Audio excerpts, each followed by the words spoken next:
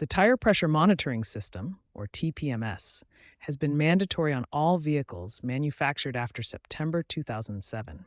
This safety system continuously monitors your tire pressure and alerts you when it drops significantly. TPMS activates when tire pressure drops 25% below the recommended level.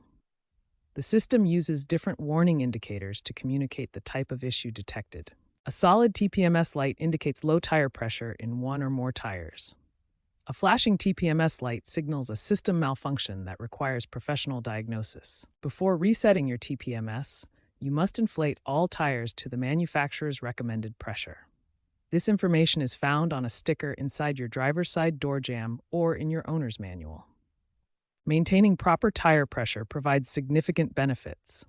It improves fuel efficiency by 3 to 4% and reduces tire-related crashes by 56%, making it crucial for both economy and safety. There are several universal methods to reset your TPMS in 2025.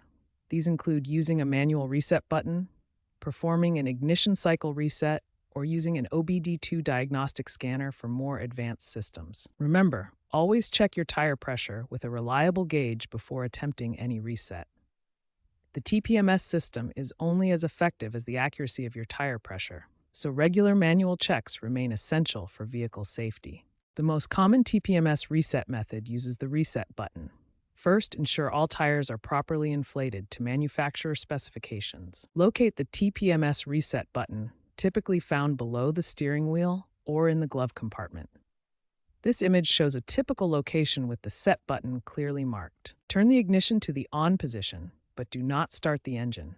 Press and hold the reset button until the TPMS light blinks 3 times, then release. Start the engine and drive for 10 to 15 minutes at speeds above 25 miles per hour.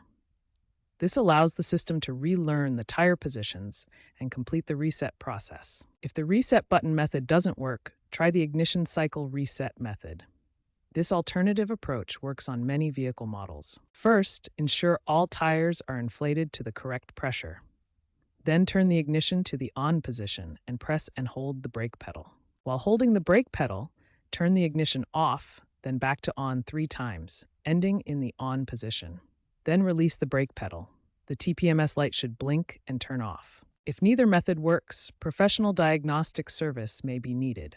This typically costs between $100 and $200 and can identify sensor malfunctions or system errors. Keep in mind that TPMS sensors typically need replacement every 7 to 10 years. Each sensor costs between $50 and $150, so factor this into your vehicle maintenance budget.